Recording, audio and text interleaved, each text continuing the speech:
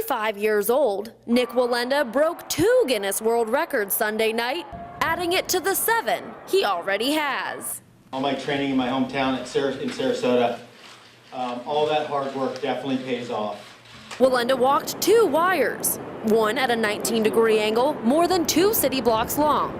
The other a straight across wire, walked with a blindfold, and no nets, even no harnesses.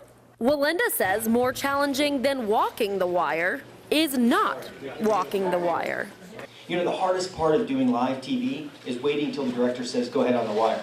That hour leading up to it, that everybody's going, why are they making us watch this for an hour until he gets on the wire?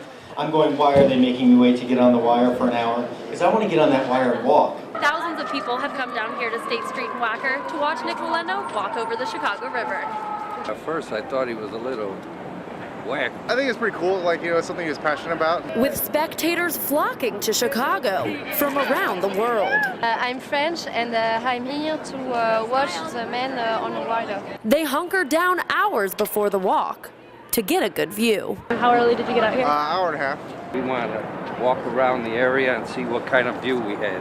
Okay. To get a good seat so we could see him walk the wire. No one with a better view than Wallenda himself, walking 600 feet over the Chicago River. And the skyline is just unreal from up there, just to take it in. Wallenda will spend the next couple days in Chicago and New York,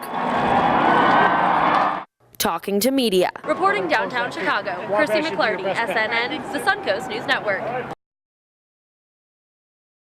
Thanks, Mike. I'm out here at the Triumph Adventure Course in Bradenton, where 39 kids are having the time of their life. California! 13-year-old Avery Ellis is meeting nature firsthand today. There's rope swings, there's bridges that they're climbing across, climbing nets that they're going up, zip lines, ladders, pretty much anything that you can think of that we can put in the trees, they're on it and they're being active on it and having fun.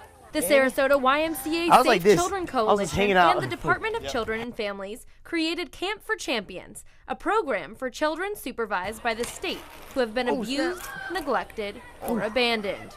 These kids are coming from very unfortunate backgrounds and home lives. They get to be kids for 3 days and experience a variety of activities that they would have never had the chance to do. And we get to know them on a whole different level than we do when we're in the courtroom or in the office and working on trying to reunify them with their parents. The director says the Kids' Day of Climbing Trees and Ziplining is in hopes of helping the kids forget their troubled past and just be kids again. Woo! 13-year-old Avery hopes to be adopted with his 10 and 11-year-old sister and brother soon. These are the Bennett children, and they are free for adoption. They've had a really rough childhood. We're looking for a forever family to take all 3. It's very important that these children stay together. They're very bonded to each other, and they share the same life story. Avery has high hopes. We're going to be adopted pretty soon.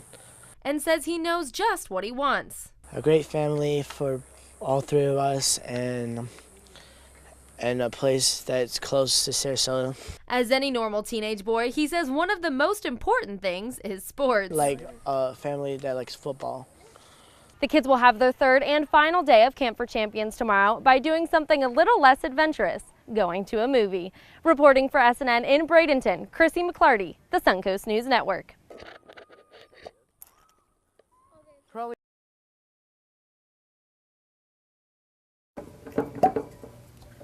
It's called Distillers Reserve. And for Troy Roberts, it is the culmination of 7 years of getting it just right. Well, this whole thing got started with aging spiced rum in this little 5-gallon barrel right here that I aged rum in just for myself.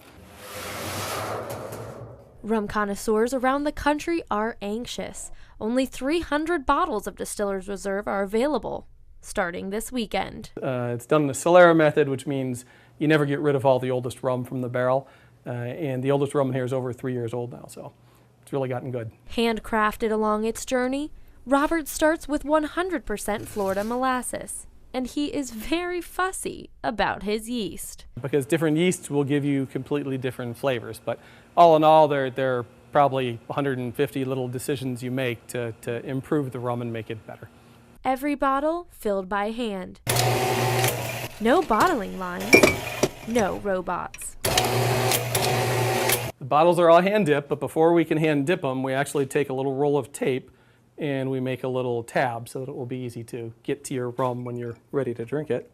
And yes, for Roberts, the reward is to drink it. It feels really good to take home a bottle of rum that you've spent years making, like the Distiller's Reserve. It's been years, literally, that I've been working on it.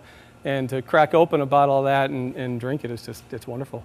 Reporting for SNN in Sarasota, Chrissy McClarty, the Suncoast News Network.